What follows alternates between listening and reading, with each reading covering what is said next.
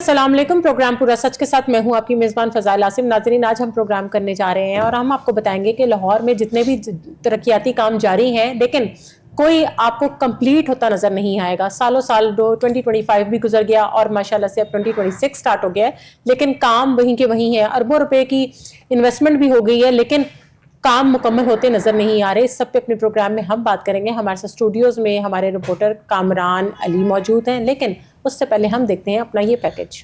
Lahore development programme की मद में जारी होने वाले अरबों रुपए के तरक्याती फंड्स कहां गए? वासा लाहौर के Shalimar Town, Johar Town, Iqbal Town, Nishtar Town, Wagah Town, Gulberg Town और अजीज भट्टी टाउन समेत दीगर टाउन्स में ताहाल तरक्याती काम मुकम्मल न हो सके। सीवरेज सिस्टम की तब्दीली के मंसूबा के बायस गली मोहल्ले ताहाल टूट फूट का शिकार हैं। शहरी कहते हैं तरक्याती कामों में न तो हिफाजती इंतजाम को यकीनी बनाया गया है और न ही मटीरियल का इस्तेमाल ठीक हुआ है।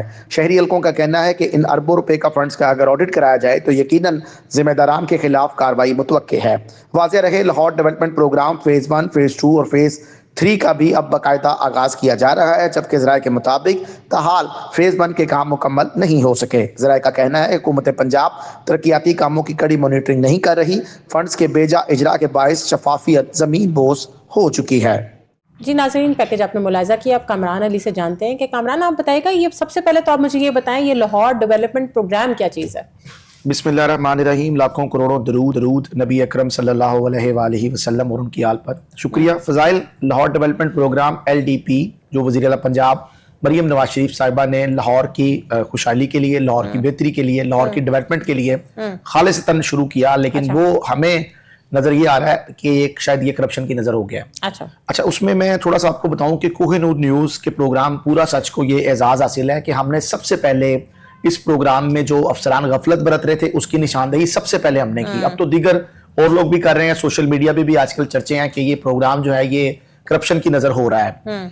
प्रोग्राम में 2-3 पहलू बड़े अहम हैं जिन पर हम गुफ्तगू करेंगे आज। सबसे पहला जो पहलू है वो तो ये है कि हम अपने सरकारी अफसरान जो इस प्रोग्राम को देख रहे हैं, हमारा तो हुकूमत से ये मुतालबा है कि ये जो वासा के सरकारी अफसरान हैं जिनकी 2.5 से 3 लाख रुपया माहाना सैलरी है, इनको इनकी जो जिम्मेदारी मिली हुई है लोगों के जो सीवरेज ब्लॉक है उसको खुलवाना, उसके अलावा साफ पानी की फराहमी निकासी आपको मुमकिन बनाना, ये इनकी बुनियादी जिम्मेदारी है। इनको पेट्रोल भी मिला हुआ है 200 से 300 लीटर। इसके अलावा इनकी 2.5-3 लाख रुपया डायरेक्टर की एक्सीएंस की तनख्वाहें भी हैं। तो ये जो काम कर रहे हैं मैडम, हमारी वज़ीर आला पंजाब मैडम से गुजारिश है कि आप ये करें कि इनको इनके काम तक ही महदूद रहने दें। वजह ये है कि अगर ये काम, एक तो ये कहते हैं हम बहुत काम कर रहे हैं, हम ये दफ्तर का काम भी देख रहे हैं, हम डेवलपमेंट के काम भी कर रहे हैं, अगर हम सवाल करते हैं तो हकीकत इसमें क्या है? हकीकत ये है कि ये जो जितने भी प्रोजेक्ट मरियम साहिबा ने लॉन्च किए हैं उसके एवज जो कमीशन मिल रही है अफसरान को, ये एक बड़ा भयानक इंकशाफ आज हम अपने प्रोग्राम में करेंगे और अपने नाज़रीन को बताएंगे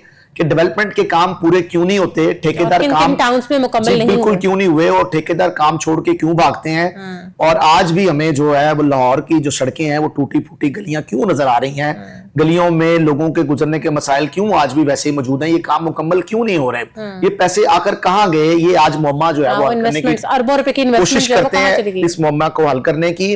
और ये हम बताएं कि अगर वज़ीर आला पंजाब मरियम नवाज शरीफ साहिबा इन अफसरान की ड्यूटियां यहाँ पर तकवीज नहीं करती और कोई और टीम नहीं मुतारिफ कराती हैं, जिस तरह पीरा फोर्स है, CCD है, और इन्होंने काफी मामला जो है वो बेहतर किए हैं, अगर इस पर भी कोई ऐसी फोर्स बना दी जाए नेस्पाक को छोड़ के, नेस्पाक जो है वो भी इनके साथ मिल गई है मुबैना तौर पर, और नेस्पाक भी जो है वो सब अच्छा की रिपोर्ट दे रही है। अच्छा, इन्होंने कुछ किलोमीटर में भी घपले किए हैं कि अगर कहीं 6 किलोमीटर का काम हुआ है तो इन्होंने उसका 10 किलोमीटर का बिल बनाकर भी पास कराया, उस पर भी बात करेंगे। अच्छा, अब मामला ये है कि गुजारिश, तो आप मुझे बताएं कि किन किन टाउन्स में काम खुला हुआ है? जी बिल्कुल, पूरे लाहौर में काम हो रहा है जी। 9 टाउन्स हैं लाहौर के। सबसे पहले अगर मैं जिक्र करूं तो जो वज़ीर आला पंजाब का हल्का है वहां से शुरू करते हैं, नशतर टाउन से। तो नशतर टाउन की गलियां हम फुटेज भी साथ चला रहे हैं कि गटरों के ढक्कन आज भी वहां पर मौजूद नहीं है। छोटे छोटे मासूम बच्चे 4 से 5-5 साल उनकी उम्र है, वो उस गटर के गिर्द खेल रहे हैं और गटर भी मुंतजर है कि शायद ये मेरा नवाला जो है वो आज बने। और शायद किसी माँ का डायरेक्टर के पर भी हमने प्रोग्राम किया था, बिल्कुल किया था हमने, और ये अभी तक सूरत हाल वहां पर वैसी है। वही डायरेक्टर वहीं पर ही मौजूद है जी, वो तो जा ही नहीं सकते कहीं पर, वो तो SDO तैनात हुए थे, उसके बाद वो एक्सीएन, और बारहा हम इस बात की निशानदेही कर चुके हैं, मगर वो इतने मजबूत हैं कि उनको वो शायद हुकूमत भी उनके आगे बेबस है। मुझे तो यूं लग रहा है जैसे कि हुकूमत भी उनके आगे बेबस है, क्योंकि वो SDO तैनात हुए, फिर एक्सीएन और वो डायरेक्टर लगे हैं, लेकिन वो टाउन छोड़ने के लिए तैयार नहीं है। हमारी गुजारिश पहले भी यही थी, अब भी यही है कि इस जैसे काबिल अफसरान को लाहौर से बाहर भेजें, जहां पर इनके जो करामात हैं वो बाहर के लोग भी देखें, खाली लाहौर के लिए तो नहीं है ये अफसरान। अच्छा, अब अफसरान की कमी भी है वासा को, वासा चूंकि अब अथॉरिटी बन गया, इस पे भी बताते हैं अपने नाज़रीन को, लाहौर में पूरे अफसर नहीं है, तो नए बंदों के लिए रिक्रूटमेंट भी नहीं की जा रही, नए बंदे भर्ती भी नहीं किए जा रहे, तो कैसे मामला चलेंगे, ये भी सूरत हाल गंभीर होती जा रही है। देखिए हमारा मुल्क तो पहले ही कर्जों पे चल रहा है, तो नई भर्तियां हम कहां से करेंगे, कैसे मामला को चलाएंगे। अच्छा, कोई भी ऑफिसर जो है वो अपने 200 लीटर पेट्रोल में से 10 लीटर छोड़ने के लिए भी तैयार नहीं है। तो मैं खैर से गाली के जज्बे से मुल्क मेरा कर्जों में डूब रहा है, मेरा 200 लीटर इस्तेमाल नहीं होता। सीट्स हैं कि आप मजीद इस पे भर्तियां करें। देखिए हमें जरूरत है, हमें तो चाहिए था कि अथॉरिटी बनने से पहले होता ही यही है कि हमने पहले अथॉरिटी बना दी, अब हमारे पास बंदे नहीं है। अब लाहौर से बंदे हम बाहर भेज रहे हैं, तो लाहौर की सीटें खाली हैं, और लाहौर में पहले ही अफसरान को हमने 3-3 4-4 चार्ज दिए हुए हैं, वो भी जो है वो तनकीद का निशाना बने हुए हैं, उस पर भी कोई जवाब नहीं है। आगे आपने अथॉरिटी बना दी है, उसके आगे आपने जो मुख्तलिफ अजला हैं, शेखुपुरा, गुजरात, लिया, बक्कर, मुल्तान, मरी, पिंडी, ये सारे ऑलरेडी जो है वो मैंने सुना है कि लाहौर डेवलपमेंट अथॉरिटी के बाहर टाउट राज भी बहुत ज्यादा आम है। देखिए अपने स्पेशल बंदे कोई ऐसा अदारा है ही नहीं जहां पर टाउट राज ना हो। आप इतना समझती हैं, आप भी माशाल्लाह तमाम मामला पर नजर रखती हैं, तो कहीं पर भी टाउट के बगैर तो काम चल ही नहीं जाना। कहीं पर प्राइवेट टाउट्स हैं, कहीं पर सरकारी टाउट्स हैं, कहीं पर कुछ हमारे साफी हजरात दोस्त भी हैं जो फ्रंटमैन का किरदार अदा कर देते हैं। तो ये सारी चीजें चल रही हैं, मामला जो है वो साथ साथ चल रहे हैं। लेकिन हमारी जो गुजारिश है वो ये है हमारी हुकूमत से कि आप इन अफसरान से ये जो ठेकेदारी का निजाम है, ये कॉन्ट्रैक्टर्स का निजाम है, इसको जरा थोड़ा अलग कर दें, ताकि लाहौर की जो खूबसूरती है उसमें इजाफा हो सके। देखिए पैसे तो आए, गवर्नमेंट ने दिए, बाकायदा तौर पर अकाउंट में ट्रांसफर भी हुए, लेकिन अब सवाल ये पैदा होता है कि अगर वो फंड्स आए थे तो फिर वो लगे कहां पर? क्या वो फंड्स सिर्फ इसलिए थे कि लाहौर का हुलिया बिगाड़ना था हमने? मतलब हमने गलियां खोदनी थी, हमने गटरों के ढक्कन उठा के साइड पे रखने थे, लोगों के आने जाने में हमने मसाइल पैदा करने थे। ऐसे अवाम कितनी मुश्किलात का शिकार है, घरों के रास्ते नहीं मिल पा रहे, घर तक जा नहीं सकते, फिर रोड्स पे रश देखें कितना हो जाता है। देखिए मैंने पहले जैसे शुरू किया वज़ीर आला पंजाब मरियम नवाज शरीफ साहिबा के हल्के से, कि वहां पर नश्तर टाउन के इलाका में अभी तक तरक्याती काम मुकम्मल नहीं हुए। पिछले दिनों एक वाकया भी पेश आया है, जिसके नतीजे में एक शहर नामी 6 साला मासूम बच्ची जो है वो गटर में गिरकर जहां भाग हो गई है, और उसके वालिदैन को पता ही नहीं कि हमारी बच्ची का जो FIR है वो भी दर्ज हो गई है। मतलब सरकारी अफसरान ने खुद ही वो वकूआ किया है और खुद ही उसके मुद्दई बन गया, खुद ही उसमें किसी को मुलजिम ठहरा दिया। और वासा इंतजामिया ये कहती है जनाब हमारी गफलत नहीं है, ये MCL के कॉन्ट्रैक्टर का काम था। जबकि जब भी कहीं कॉन्ट्रैक्ट होता है, कोई टेंडर निकलता है, तो टेंडर में सबसे पहले जो सीवरेज का निजाम होता है उसकी जिम्मेदारी गटर के ढक्कन रखने तक की वो वासा की होती है। तो अब अगर ढक्कन नहीं रखे तो उसका जिम्मेदार मेरी जाती राय है कि वो तो वासा ही है। लेकिन उन्होंने MCL के ऊपर डालकर MCL को कहा कि जनाब ये आपकी गफलत है, तो आप अपने किसी कॉन्ट्रैक्टर के ऊपर पर्चा दे दें। वो पर्चा हो गया। अच्छा, पर्चे में अगर डेथ हुई है तो लगनी तो 302 चाहिए थी, उसमें जनाब इन्होंने मिली भगत करके 322 की दफात जो है वो लगाई है, जो कि एक्सीडेंट की है, जो बेलेबल फेंस है। 302 उसमें लगाई भी नहीं। मतलब यूं समझ लें जैसे उस मासूम बच्ची का। मैं आपसे ये जानना चाहूंगी, जो हम अपने पॉइंट पे ही आते हैं, जो मतलब जो हमारा सीवरेज सिस्टम है, जो उसमें तब्दीलियां आई गई हैं, उससे आवाम की भी बहुत सारी मुश्किलात जो है शिकार होते जा रही है आवाम उस मुश्किलात से, उसको कैसे निपटा जाए? देखिए जोहर टाउन में एक प्रोजेक्ट था, 6 महीने का टाइम था, 1.5 साल हो गया, वो अभी तक मुकम्मल नहीं हुआ। मुझे लगी ये रहा जैसे हुकूमत भी चली जाएगी। की वजह क्या बताई जा रही है? ताखीर की वजह बस यही है, मटेरियल नहीं है, पैसा नहीं है, फंड जो रिलीज हुआ फिर वो कहाँ गया? पैसा तो है, फिर अब कहाँ गया? अब इसी के ऊपर ही हम बात कर रहे हैं कि वो पैसे कहाँ पर है। अगर अफसरान ने खुद निकाल के अपनी जेबों में रख लिए हैं तो हमारी उनसे रिक्वेस्ट है कि जनाब आप मुबैना तौर पर अगर आपने वो ले लिए हैं तो आप प्लीज उन फंड्स को रिलीज करें और जिस कॉन्ट्रैक्टर को आपने देने उसको पे करें, ताकि वो अपना काम आगे से चलाए। डेडलाइन नहीं दी गई कि कब तक ये जोहर टाउन वाला भी प्रोजेक्ट का? देखिए आखिरी दफा इन्होंने जो है वो 3 हफ्तों की एक डेडलाइन मांगी थी, आज से 3 माह पहले। तो 3 हफ्ते भी गुजर गए, 3 माह भी गुजर गए। उससे पहले फिर एक 6 माह की डेडलाइन मांगी थी, वो भी गुजर गई। प्रोजेक्ट ने 6 माह में मुकम्मल होना था, अब 1.5 साल के करीब हो गया, प्रोजेक्ट अभी तक मुकम्मल होता हुआ दिखाई नहीं दे रहा। जब तक वासा वहां पर प्रॉपरली अपना सीवरेज का जो ट्रंक सीवरेज की तब्दीली वहां हो रही है, अगर वो मुकम्मल नहीं करेगा तो वहां पर LDA रोड नहीं बना सकता। अच्छा, अब इसमें बड़ी एक अहम चीज है जिस पर पंजाब हुकूमत को भी देखना होगा। हम तो देख ही रहे हैं, हमारी आवाम भी देख रही है और बहुत सी दुनिया देख रही है। मामला ये है कि पहले तो ये तयन करना चाहिए कॉन्ट्रैक्ट देने के से पहले कि ये जनाब हमने जो काम कराना है सीवरेज का, क्या ये एक डिपार्टमेंट करेगा, 2 करेंगे या 3 करेंगे? हमने ये एक खिचड़ी सी पकाई हुई है कि सीवरेज का काम वासा करेगा, सड़क का काम जो है वो यहाँ टीपा करेगा या एलडीए करेगा, ऐसे ही है। लाइट्स का काम कोई और करे, मतलब हमने ये सारा काम जो है वो बांटा हुआ है। अब जब हम किसी की गफलत पकड़ते हैं वहां पर और ये कहते हैं जनाब ये काम ठीक नहीं हो रहा, तो वो कहते हैं जनाब हमने तो कराया नहीं, एलडीए ने कराया। अब जब हम एलडीए से पूछते हैं कि जनाब ये आपने रोड ठीक नहीं बनाया, इसका इल्जाम कौन तराशी जवाब का दे? काम जारी है अच्छा, ना। वो कहते हैं जी हमने तो नहीं किया, ये तो टीपा ने किया। तो ये तो पहले क्लियर करें कि ये काम कराना किसने है, जिम्मेदारी किसकी है। वजह ये है कि कोई भी इदारा जो है वो काम खुद से नहीं करता, ये तमाम काम कॉन्ट्रैक्टर्स ने करने होते हैं, ठेकेदारों ने करने होते हैं। तो क्या वासा के ऊपर हुकूमत पंजाब को सिर्फ इतना ही यकीन है कि ये सीवरेज का काम करे, एलडीए पे सिर्फ इतना ही यकीन है कि ये सड़क बनाए, टीपा पे सिर्फ इतना ही यकीन है कि ये जो है ये भी सड़कें बनाए या ये फुटपाथ्स को क्लियर करे, या लाइट्स के जो काम है या इशारे जो हमारे रोड्स पे लगे हुए हैं इसको क्लियर करे, तो एतमाद की क्या फिजा अदारों में कायम नहीं है। तो ये ऐसे हो रहा है, या तो कम से कम आप किसी एक अदारे पर ट्रस्ट करें और उसको सारी जिम्मेदारी दें कि रोड की जिम्मेदारी भी आपकी है, सीवरेज की जिम्मेदारी भी आपकी है, फुटपाथ बनाने की जिम्मेदारी भी आपकी है, लाइट्स लगाने की जिम्मेदारी भी आप, क्योंकि किसी ने जाती तौर पे तो ये करना ही नहीं है। वही इंजीनियर्स हैं जो एलडीए में मौजूद हैं, वही इंजीनियर्स हैं। लाहौर डेवलपमेंट प्रोग्राम है, इन लोग के इन्होंने प्रोग्राम्स कौन कौन, मतलब प्रोग्राम इन द सेंस जो फेजेस स्टार्ट किए वो कौन कौन से फेजेस? देखें इसमें ना तीसरा फेज अब आने वाला है। दो फेज इसके पहले ऑलरेडी गुजर चुके हैं। कौन से दो फेजेस? पहले फेज में इन्होंने 137 अरब रुपए की एक खतीर रकम जो थी वो जारी की थी। अच्छा। जिसमें तकरीबन 69 अरब के करीब वासा और बाकी के जो पैसे थे वो एमसीएल को मिले थे। काम दोनों का ही एक सही था। ठीक है। इसमें भी देखें बंदर बांट की गई है, कुछ काम एमसीएल को दे दिया, कुछ वासा को दे दिया है कि कहीं पर ये इन्होंने खुद किया हुआ है कि अगर आप वहां पहुंचती हैं या कोई तहकीकाती इदारा वहां पहुंचता है और पूछता है, वो ये एक दूसरे के ऊपर इल्जाम लगा के टाइम स्पेंड करते हैं, उतनी देर में नया प्रोजेक्ट आता है। अब अभी हम फेज 1 पे खड़े थे और बात करने की कोशिश कर रहे थे कि कहां कहां पर माली पे ज़ाब्ते हुई हैं, क्योंकि हमारे जराये ये बता रहे हैं कि मुबैना तौर पर कुछ अफसरान ने बड़ी बड़ी गाड़ियां 2-2, 2.5 करोड़ की बुक करा दी हैं। अच्छा। उनकी तो तनहा इलाकों में 2-2.5 करोड़ की गाड़ी को कैसे ले सकता है, तो उन्होंने वो बुक कराई हुई है। तो फिर हमने इस पे जो है वो तहकीक करने की कोशिश की, तो पता चला जनाब ये छोड़ो, एनु छो, फेज 2 आ गया जनाब। फेज 2 पे बात करते हैं, मतलब फेज 2 के आप काम देखें, उसकी निगरानी करें, उसमें कहीं वायलेशन कहीं पर है तो वो हमें बताएं।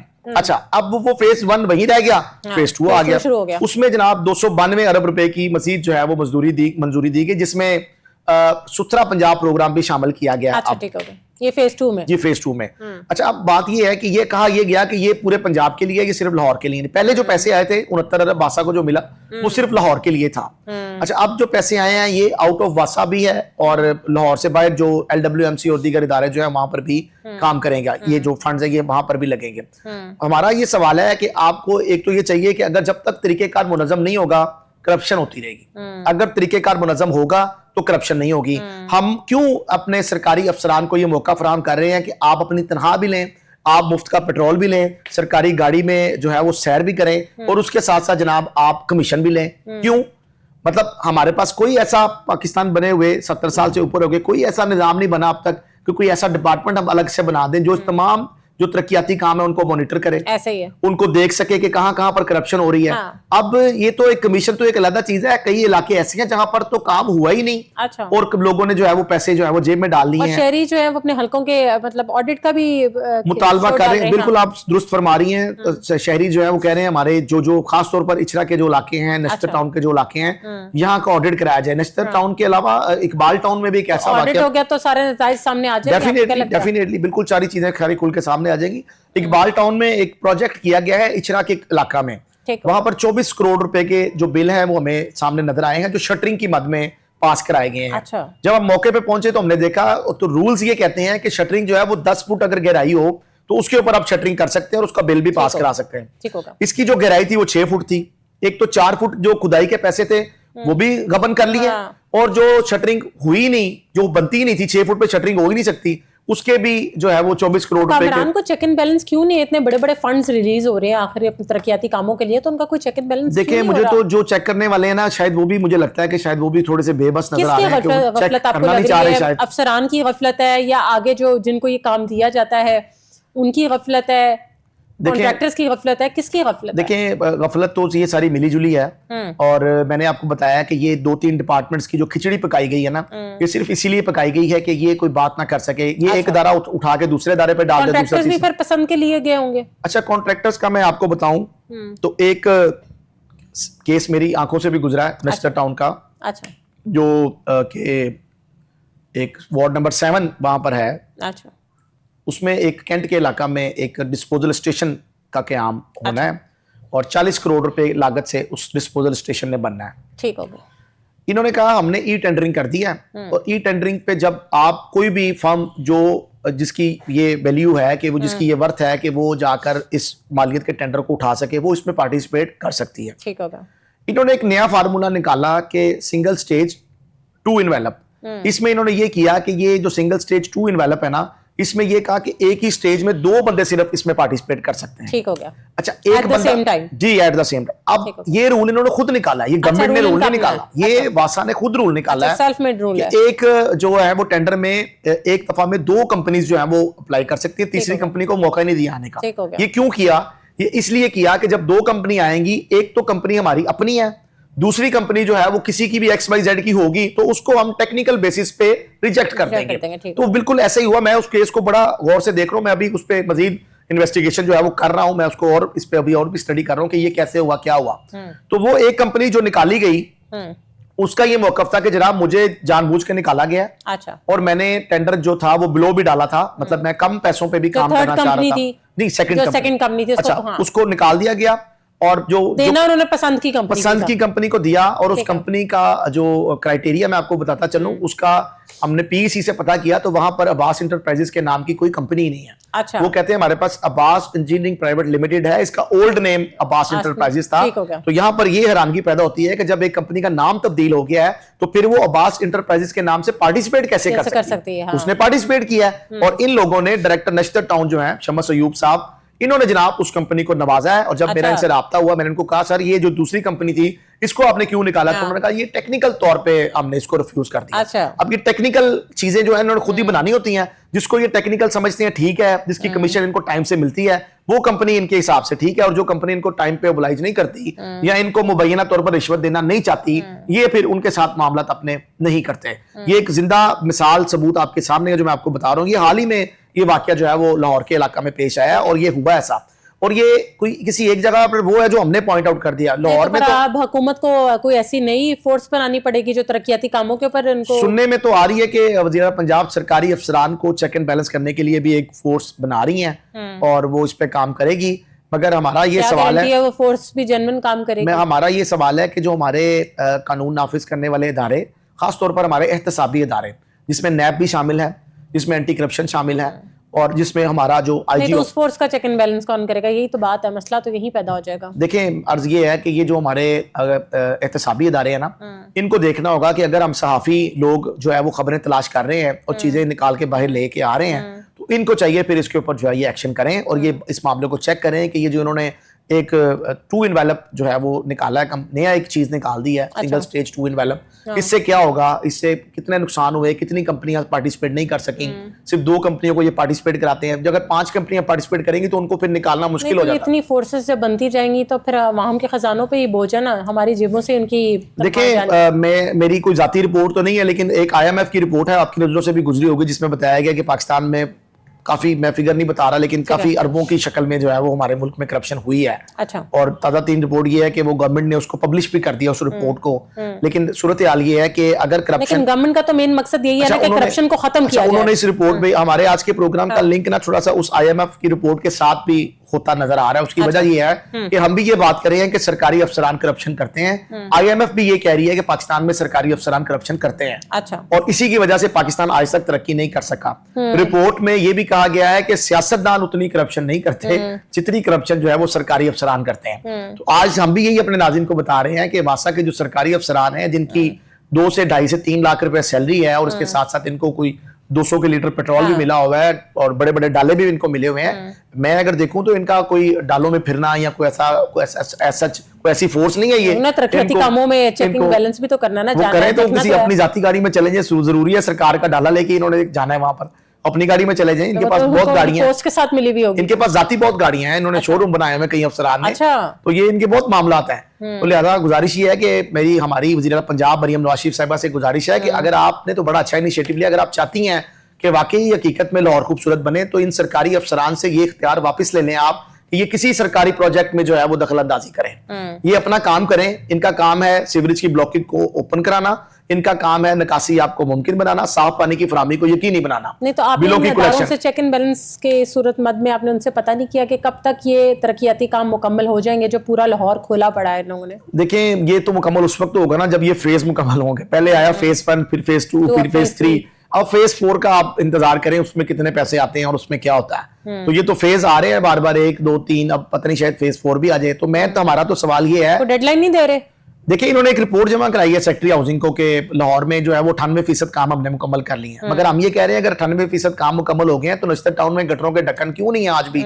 और इकबाल टाउन में आप चले जाओ तो वहां पर जगह जगह गड्ढे क्यों पड़े हुए हैं? शालीमार टाउन में अभी भी गलियां मोहल्ले, आज भी मुझे एक फुटेज मसूल हुई है चाइना स्कीम की गली पूरी पानी से भरी हुई है। अगर अरबों रुपए लगे हुए हैं तो फिर फंड्स आकर लगे हैं तो फिर नजर भी तो आए ना कि कहां पर लगे हैं, क्यों गलियों में पानी। अगर देखें 69 अरब रुपए का प्रोजेक्ट हुए हैं लाहौर में, गलियां मोहल्ले साफ सुथरे की हैं, सीवरेज सिस्टम की तब्दीली हुई है, तो फिर पानी तो नहीं खड़ा होना चाहिए। नून लीग की गवर्नमेंट के अंदर डेडलाइंस दी जाती थी 6-6 महीने के अंदर भी आपने देखे होंगे अंडरपासेस कंप्लीट हुए हैं। देखिए, इसमें कोई शक नहीं है और नून लीग ने हमेशा इस तरह के काम किए। पाकिस्तान की तरक्की में एक अहम किरदार आज आप रोड्स की खूबसूरती देखें, रोड्स का बनाव देखें, बड़े बड़े प्रोजेक्ट्स इन्हीं के ही हैं। बिल्कुल आप दुरुस्त फरमा रही हैं, लेकिन अब ताखीर की क्या वजह बनती जा रही है, क्या होता जा रहा है? हमने पहले भी अपने प्रोग्राम में निशानदेही की है कि वज़ीर आला पंजाब मरियम नवाज शरीफ साहिबा जो हैं ये बड़े अच्छे प्रोजेक्ट लेके आई हैं और इन्होंने खुसूसी तौर पर खवातीन के हुकूक पे बहुत काम किए हैं। तो अब अगर ये थोड़ा सा इस पे जहां इन्होंने फंड्स इजरा किया, फंड्स का जहां पर तरक्याती कामों का आगाज हुआ है, तो थोड़ी सी अगर सख्ती से काम लेंगी तो यकीनन ये काम मुकम्मल हो सकता है, कोई इतना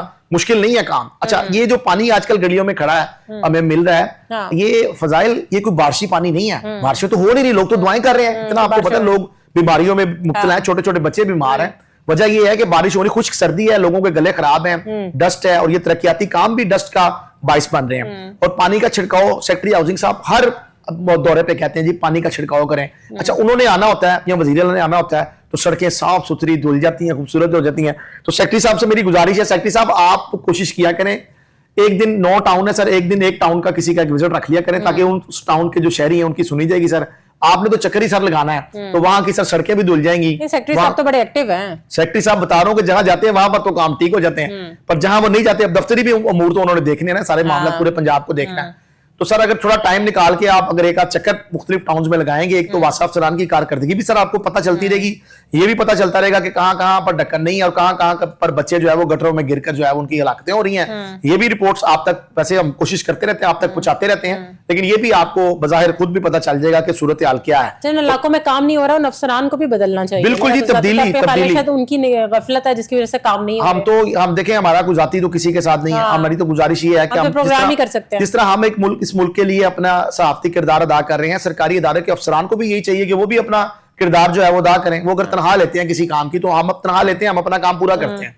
अगर सरकारी अफसरान भी तनख्वाह लेते हैं तो उनका काम है वो भी अपना काम पूरा करें। जिस जिसके हिस्से जो जो काम है अगर वो सही तरीके से करेगा तो मुल्क खुद ही तरक्की करेगा, बजाय इसके कि हम किसी और को कहें ये हुक्मरान अच्छा नहीं है, ये सरकारी अफसरान। ये जो इतने बड़े बड़े फंड्स मिले इनको, और तो क्या मटेरियल भी को फिर इन्होंने जेन्युइन लिया है कि वो नाकस मटेरियल ही इस्तेमाल करेंगे?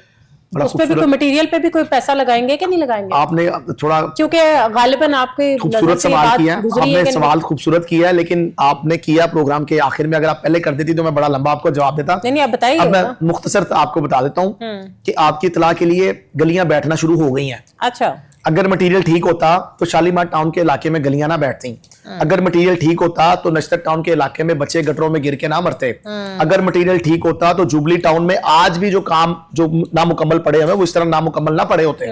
वजह यह है कि ये आगे से काम कर लेते हैं, पीछे से काम बैठ जाता है। तो ये सूरत हाल इस तरह ही चलती रहेगी, इस तरह बिल्ली चूहे का खेल तो कमी नहीं दी गई इनको। देखिए, ये बिल्ली चूहे का खेल इस तरह ही चलता रहेगा। तो फिर आप ये ना समझे, ये तस्वर ना करें कि लाहौर में सारे तरक्याती काम मुकम्मल हो जाएंगे और सब कुछ ठीक हो जाएगा। तो हमारी गुजारिश ये है कि जहां जहां पर गलियां बैठ रही हैं, सीएम साहिबा खुद अपना जो स्टाफ है उसकी एक टीम बनाए और वो गलियों का विजिट करे, और जो जिस अफसर ने उसकी जिम्मेदारी ली है, जिस अफसर ने वहां पर मुबैना तौर पर कमीशन कलेक्ट की है, उसके खिलाफ आप कार्रवाई करें, उसको यहाँ तब्दील करें। हम किसी की नौकरी के दुश्मन नहीं है, हम किसी का चूल्हा बंद नहीं करना चाहते, लेकिन हम ये चाहते हैं कि कम से कम मेरिट को बरकरार रखने के लिए कार्रवाई तो करनी चाहिए, हाँ। तब्दीली करें, उनको मुअत्तल करें, उनको पूछें, आप ऐसा इन्वेस्टिगेट शुरू करें कि सब फिर काम करेंगे ना, बिल्कुल इन्वेस्टिगेट करें चीजों को। और हम हमारा तो काम सिर्फ आवाज बुलंद करना है, हमारे पास तो कोई ऐसा निजाम नहीं हम किसी को सजा दें, किसी को सजा दें।